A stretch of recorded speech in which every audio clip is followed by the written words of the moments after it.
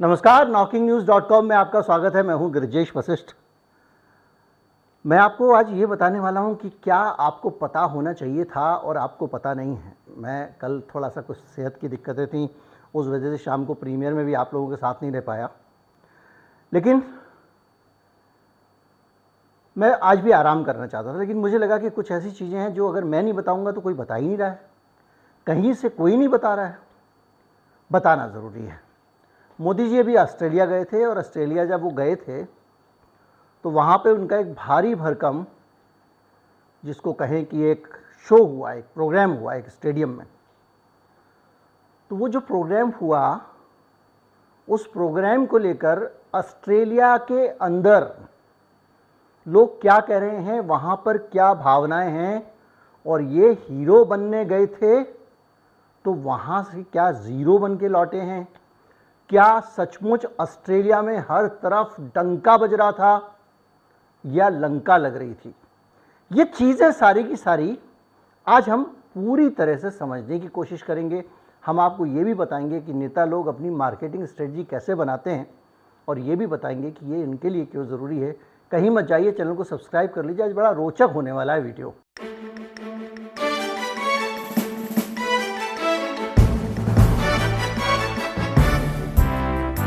आजकल लालकृष्ण आडवाणी जी कहाँ हैं? कल वो क्या कर रहे थे? मुरली मनोहर जोशी कहाँ हैं? उनका कहीं कोई कार्यक्रम था? मार्गदर्शक मंडल की जो बैठकें हैं वो कब कब कितनी कितनी हुई, और मार्गदर्शक मंडल के अंदर उन बैठकों में क्या फैसले हुए?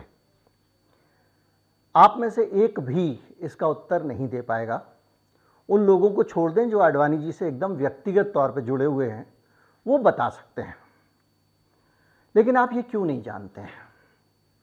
आपको क्यों नहीं पता है कि आडवाणी जी क्या कर रहे हैं?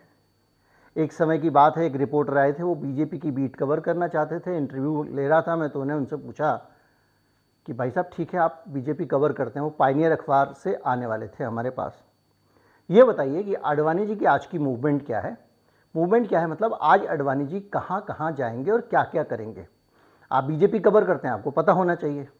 तो वो महोदय बता नहीं पाए। तो नॉर्मली हम लोग इसी तरह से रिपोर्टर्स को पूछा करते थे सिलेक्शन करने से पहले, ताकि पता लगे कि वो कितनी समझ रखते हैं। तो आडवाणी के बारे में आप क्यों नहीं जानते हैं? आप आडवाणी के बारे में इसलिए नहीं जानते हैं क्योंकि राहुल गांधी की तरह आडवाणी क्या कर रहे हैं, इसको जनता के बीच में ले जाने के लिए एक मोटा इवेंट नहीं किया गया, पैसे खर्च नहीं किए गए। अब सवाल आएगा कि मैंने राहुल गांधी का नाम किस लिए लिया? तो इसलिए लिया कि राहुल गांधी ने जो पिछले दिनों एक दक्षिण भारत से उत्तर भारत की यात्रा की थी, भारत जोड़ो यात्रा, वो भी एक बड़ा सा आयोजन था, इवेंट था, और उसके अंदर राहुल गांधी की अलग अलग मुद्राओं में उनके फोटोग्राफ, कभी बर्फ़ पड़ रही है राहुल गांधी भाषण दे रहे हैं, कभी बारिश हो रही है और बारिश से भीगते हुए राहुल गांधी भाषण दे रहे हैं, कभी कोई बच्चा उनके साथ जा रहा है। तो आप इतने पूरे दिनों, जितने दिन वो सड़क पे रहे, राहुल गांधी के बारे में जानकारियां ले रहे थे। तो इससे क्या हो रहा था कि राहुल गांधी आपके दिमाग में रजिस्टर हो रहे थे। इसके साथ साथ एक परसेप्शन भी बन रहा था राहुल गांधी को लेकर। जिस तरह की तस्वीरें आपके सामने आ रही थी, उसी तरह की राय आप उनके बारे में बना रहे थे। तो जब राहुल गांधी ऐसा करते हैं तो उसी तरह से सभी नेता करते हैं। अब चुनाव आने वाला है तो मोदी जी बहुत प्रेडिक्टेबल हो गए हैं। पहली बार तो उनको एक अमेरिका की एजेंसी आई थी उनको प्रधानमंत्री बनाने के लिए, और ये सब आयोजन कैसे करना है, क्या करना है, कैसे हाउडी ट्रंप करना है, इस सब चीज़ों के लिए वो लोग इनको बता रहे थे। उनको प्राइम मिनिस्टर बनवाने आए थे, वो बाकायदा पूरा एक एजेंडा लेकर आए थे। तो इस बार क्या हो रहा है कि मोदी जी उसी को रिपीट कर रहे हैं, तो प्रेडिक्टेबल हो गए हैं। हम सबको पता है कि सब आयोजन कैसे होते हैं, और हम सबको ये भी पता है कि कैसे ये आयोजन किए जाते हैं। ऑस्ट्रेलिया का आयोजन जो है, उस आयोजन पे जब आते हैं तो उससे पहले ही लोगों को पता होता है कि भाई महीने भर पहले से यहाँ पे एक टीम जाती है, वो वहाँ पे, और एक टीम पहले से ही सक्रिय रहती है। कई सारे संगठन बने हुए हैं अलग अलग नाम से, पूरा एक आयोजन डिजाइन किया जाता है। मोदी जी जब भाषण दे रहे होंगे तो बैकग्राउंड में क्या दिखाई देगा, मैं आपको तस्वीरें दिखाऊंगा। बाकायदा मुसलमानों को सबसे अलग बिठाया गया था उस आयोजन में, और सबसे अलग इसलिए बिठाया गया था कि वो अलग से दिखाई दें कि मोदी जी के आयोजन में मुसलमान भी आए हुए हैं।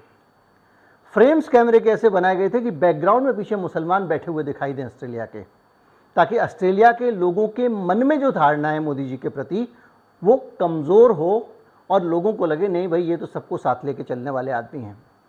लेकिन ऑस्ट्रेलिया के लोगों ने इसको कैसे लिया ये भी अभी हम समझते हैं। तो एक आयोजन, फिर उसके अलावा आदमी के पीछे बैकग्राउंड कौन सा अच्छा लगता है, नीला अच्छा लगता है या ऑरेंज अच्छा लगता है। जानबूझकर उस कलर की लाइटिंग पूरे स्टेडियम में की गई थी, जिसमें मोदी जी जब खड़े होकर बीच में भाषण दे रहे हों उनकी ग्रांड पर्सनैलिटी अलग से दिखाई दे। जो ऑस्ट्रेलिया के प्रधानमंत्री थे उनको क्या बोलना है ये पहले से तय था। अब आप कहेंगे कि प्रधानमंत्री ऑस्ट्रेलिया के ऐसा क्यों कर रहे हैं। एक दूसरे के लिए लोग बहुत कुछ करते हैं। ऑस्ट्रेलिया अभी एक रेफरेंडम के दौर से गुजर रहा है और उस रेफरेंडम के दौर में ऑस्ट्रेलिया को भी बहुत सारी मदद की ज़रूरत है जो वहाँ भारतीय प्रवासी रहते हैं उनसे। अब मैं आपको बताता हूँ कि वहाँ के मीडिया में इसको किस तरह से देखा गया, किस तरह से कवरेज हुई। ये जो फोटो सेशन है या इसको जो भी आप कहें, जो इमेज बिल्डिंग एक्सरसाइज है, परसेप्शन बनाने की एक्सरसाइज है, ये लगातार चलेंगी अगले साल चुनाव तक, ताकि आपकी नज़र में एक ग्राउंड पर्सनैलिटी हो। आप याद कीजिए पिछली बार क्या हुआ था, जिस दिन पुलवामा हुआ था उस दिन वो जो मैन वाइल्ड वाली एक एपिसोड शूट कर रहे थे मोदी जी, किस लिए? एक परसेप्शन है। अगर नहीं करेंगे तो क्या होगा? जो आडवाणी जी के साथ हो रहा है, कोई नहीं जानता वो क्या कर रहे हैं, कहाँ है इतने दिनों से। मुरली मनोहर जोशी कहाँ है नहीं जानता कोई, क्योंकि उनको जो इवेंट करते रहने, जो करोड़ों रुपए खर्च करके अपने आप को एक इमेज बनाई जाती है, उस काम की जरूरत उनको अडवाणी, एक जमाने था अडवाणी जी के ऊपर खर्चा हो रहा था, रथ यात्रा निकालते थे, कभी कुछ करते थे, कभी कुछ करते थे। याद कीजिए, बड़े बड़े इवेंट होते थे, उनके ही मोदी जी पीछे खड़े होकर फोटो खिंचाते थे उसमें। तो ये जो है सीन आज का है। अब मैं आपको बताता हूँ ऑस्ट्रेलिया में किस तरह की कवरेज हुई है, मीडिया ने क्या कहा। देखिए, थोड़ा धैर्य से सुनिएगा लेकिन रोचक बहुत है। तो अगर आप ये समझ रहे हैं कि ऑस्ट्रेलिया में डंका बज रहा था भारत का, मोदी जी के नाम पे वहाँ पे पूरी दुनिया जो है हिली पड़ी थी, तो हमें आपको देखिए इस वजह, केवल हमारे पास जो कवरेज आई है भारत में, उसमें बीबीसी ने एक खबर दी है जिसमें ये बताया है कि ऑस्ट्रेलिया के जो प्रधानमंत्री हैं उनके साथ किस तरह से मीडिया ने वहाँ के मोदी जी की यात्रा को लेकर कठिन सवाल पूछे, जिसके जवाब में उन्होंने मोदी जी का बचाव करने की कोशिश की। ये सिर्फ इन्फॉर्मेशन आई है, लेकिन जो वहाँ लिखा है, ये ऑस्ट्रेलिया के अखबार लिख रहे हैं, the event resembles a political rally, एक राजनीतिक रैली की तरह लग रहा था। मोदी बार बार लोगों को आमंत्रित कर रहे थे कि भारत के लिए चीयर करो, मतलब वो जैसे हर हर उस टाइप का होता है ना, लोगों को बार बार कह रहे थे कि भारत माता की जय टाइप का कुछ करो। में करीब 20,000 के करीब लोग आए थे, लेकिन जब 20,000 लोग आते हैं तो लाखों 10 लाख के करीब लोग हैं वहाँ पे, Indian diaspora, Indian Australian diaspora. और जो 20,000 लोग आते हैं उन 20,000 लोगों के मामले में भी पहले से एक आयोजक संस्था है वो बहुत दिनों से लगी हुई थी। पर वहाँ का जो लोकल मीडिया है ना, वो बड़े सारे सवाल उठा रहा है। कुछ लोग लिख रहे हैं कि 2002 के दंगों के मामले में मोदी जी की जो भूमिका है उसको लेकर सवाल है। उनका जो रिएक्शन था दंगों को लेकर वो बहुत खतरनाक था, उसके कारण 1000 से ज़्यादा लोग गुजरात में मारे गए, जिसमें अधिकांश मुस्लिम थे। आपको तस्वीरों में दिखाई दे रहा है कि वहाँ पर मुसलमान जो हैं वो इनके मोदी जी के आयोजन में बैठे हुए हैं, लेकिन मोदी जी के कार्यक्रम का वहाँ की मुस्लिम कम्युनिटी का जो बड़ा संगठन है वो पहले ही बहिष्कार कर चुका है और उन्होंने कहा कि हम मोदी जब भारत से यहाँ आएंगे तो हम उनका स्वागत नहीं करेंगे। एक तरफ ये हो रहा था, तो जो अल्बनीज़ हैं, जो प्रधानमंत्री हैं ऑस्ट्रेलिया के, मोदी जी का स्वागत करने के कारण अल्बनीज़ के खिलाफ बहुत सारे प्रोटेस्ट हो रहे थे। मीडिया ने यहाँ तक लिखा है कि भारत के मीडिया को सेल्फ सेंसरशिप करने के लिए मजबूर किया जाता है भारत में, ये छपा है। और ये हम सब जानते हैं कि अगर आप सेल्फ सेंसरशिप नहीं करोगे, मोदी जी के खिलाफ बोलोगे, तो नौकरी गंवानी पड़ेगी। बहुत सारे हमारी तरह आप देख रहे होंगे आसपास यूट्यूब चैनल खोल के बैठे हुए हैं। इसके साथ साथ मीडिया ऑर्गेनाइजेशन पे छापे मारना, साउथ का तो एक चैनल ही बंद कर दिया गया था। ये सारी चीज़ें वहाँ पे जो विरोध हो रहा है उसमें दिखाई दे रही हैं। इसके अलावा कुछ लोगों ने कहा कि ये बांटने वाला आदमी है, अगर ये ऑस्ट्रेलिया में आएंगे तो ऑस्ट्रेलिया के अंदर का जो भारतीय समाज है उसको भी बांट देंगे, ये अपने देश में भी और दूसरे देशों में भी बांटते हैं। इसके अलावा ये कहा गया कि भारतीय जनता पार्टी और ये सब हिंदू टेररिस्ट ऑर्गेनाइजेशन है, हिंदू टेररिस्ट पोस्टर लिखा है लोगों ने और कहा कि इन पे रोक लगनी चाहिए। कुछ लोगों ने मांग की कि मोदी जी जब ऑस्ट्रेलिया आते हैं तो मोदी जी को गिरफ्तार कर लेना चाहिए, और गिरफ्तार इसलिए कर लेना चाहिए क्योंकि ये मौका है ह्यूमन राइट्स के वायलेशन के खिलाफ काम करने वाले एक व्यक्ति को संदेश देने का। बहुत सारे लोगों ने कहा कि ऑस्ट्रेलिया के प्रधानमंत्री को इस मौके का फ़ायदा उठाकर मोदी से मानवाधिकारों के उल्लंघन के मामले में पूछना चाहिए। मीडिया का एक बड़ा हिस्सा लिखता है कि जो मोदी जी हैं उनके टाइम में जो डेमोक्रेटिक पैरामीटर्स होते हैं, यानी जो लोकतंत्र के पैमाने हैं, जितने भी पैमाने हैं, उन सारे पैमानों में तेज़ी से नीचे गिर रहा है। किसी ने बताया कि कितने पत्रकारों की 32 पत्रकारों की 2014 से लेकर अब तक भारत में हत्या हो चुकी है। इस तरह की सारी जानकारियां लिखी जा रही हैं। एक ने हेडलाइन लगाई कि तमाशे से मत पहचानिए, आंकड़ों से पहचानिए मोदी की उपलब्धियां। इस तरह का पूरा एक माहौल बना हुआ है वहां पे। कुछ लोगों ने लिखा कि ऑस्ट्रेलिया के प्रधानमंत्री इस मौके का इस्तेमाल मानवाधिकारों के संरक्षण के लिए, मोदी पर दबाव बनाने के लिए क्यों नहीं करते हैं।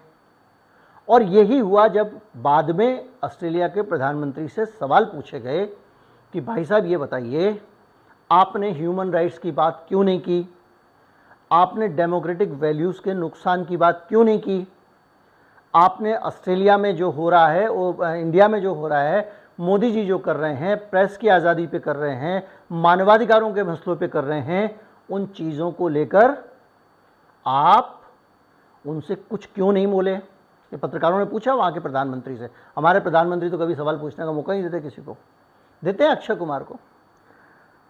तो साहब उनके पास जवाब नहीं था, तो उन्होंने क्या जवाब दिया ये सुनिए आप, तो आपको और रोचक लगेगा। भारत बहुत बड़ा देश है, सबसे बड़ी लोकतंत्र है, तेज़ी से उभरती अर्थव्यवस्था है, तो इसलिए जो है हमारे उससे संबंध अच्छे रहना चाहिए। लोगों ने कहा भैया ह्यूमन राइट एक तरफ रखो, लोकतंत्र एक तरफ रखो, तेजी से उभरती अर्थव्यवस्था ये देखो। लेकिन बहरहाल सीधी सी बात ये डायलॉगबाजी चाहे वो कुछ भी करें, मसला सिर्फ इतना है कि ये एक पूरा का पूरा आयोजन जो था उसकी ज़बरदस्त आलोचना हुई है। यहाँ तक हुई है कि वहाँ पर संसद भवन में ये आयोजन भी भारतीय समुदाय के लोगों ने किया। गुजरात दंगों पे आधारित जो प्रतिबंधित डॉक्यूमेंट्री है, जिसको भारत में प्रतिबंध लगा दिया गया है, उसका प्रदर्शन किया गया। वहाँ 1000 लोगों को बुलाया गया था। तो आप अंदाज़ा लगाइए, और संसद भवन में वो डॉक्यूमेंट्री दिखाई जा रही है। वहाँ के प्रधानमंत्री के घर के बाहर प्रदर्शन, जहाँ तक कि यहाँ आयोजन हो रहा है उसके बाहर भी प्रदर्शन, हर तरफ लोग बाहर खड़े हुए थे। लेकिन जब इवेंट होता है तो इवेंट में जो फिल्म फेयर अवार्ड नहीं देखते हैं आप, अब इस तरह के बहुत सारे इवेंट होंगे, बहुत सारी चीज़ें होंगी जिनको मार्केट किया जाएगा, जिनको बेचा जाएगा, जिनको दिखाया जाएगा, और जिनके आधार पर हम सब लोगों को कहा जाएगा कि वाह देखा मोदी जी का कद कितना बड़ा है, और इससे बड़ा कोई आदमी हो ही नहीं जिसको ऑस्ट्रेलिया का प्रधानमंत्री द बॉस बोल दे रहा है। उस आदमी का जवाब नहीं है। अब वो जो द बॉस बोल रहा है स्टेज पे, और पीछे कमरे में जो एग्रीमेंट कर रहा है, जिसके बारे में ना मुझे पता ना आपको पता, वो क्या कर रहा है कोई नहीं जानता। और ये हमने देखा है कि सिर्फ इतनी सी तारीफ करके पानी पे चढ़ा के लोग कुछ भी साइन करा लेते हैं। बांग्लादेश के केस में हमने देखा है, उसकी कहानी अलग है। खैर जो भी है, बहरहाल हमारे सामने जो तस्वीर सामने आती है वो ये आती है। मैं बहुत सारी क्लिपिंग्स आपको दिखा चुका हूँ, बहुत सारी कटिंग दिखा चुका हूँ, इनका निचोड़ मैंने बता दिया है। अगर आप पढ़ना चाहें तो पॉज कर करके पढ़ सकते हैं। इतना ज़्यादा लिखा गया है वहाँ के मीडिया में मोदी जी के खिलाफ। एक चैनल 9 ऐसा चैनल है जिसने उस इवेंट का कवरेज दूरदर्शन की तरह किया। इसके अलावा सारा मीडिया बहुत क्रिटिकल था, भयंकर आलोचना की गई और ये सब अखबारों में नहीं छपा। अखबारों के पहले पन्ने पे ऐसे प्रायोरिटी से खबर नहीं छपी है कि इतना बड़ा आयोजन हो रहा है, ये हो रहा है, वो हो रहा है, ना, वहाँ दूसरी चीज़ें प्रायोरिटी पे हैं। लेकिन जिन लोगों ने इस पर लिखा है अलग अलग मीडिया हाउसेस में, उन्होंने बहुत ही आलोचनात्मक तरीके से लिखा है। उम्मीद करता हूँ आप समझ गए होंगे कि कितना झंडा गाड़ के हैं। आप ये भी समझ गए होंगे कितना भारत का झंडा बुलंद है। उससे भी ज़्यादा आप ये समझ गए होंगे कि ये सिर्फ फ़ोटो खिंचाने के लिए, फ्रेम बनाने के लिए 20,000 लोग जुटाए गए थे। बढ़िया लाइटिंग की गई थी, सब किया गया था ताकि सोशल मीडिया पे इसको डिस्ट्रीब्यूट किया जा सके। प्रोपेगेंडा पे अब फिल्में बनने लगी हैं। 2 रुपये के ट्रोलर से काम नहीं होता है। बड़े बड़े इवेंट रचे जाते हैं, पैसे की क्या कमी है।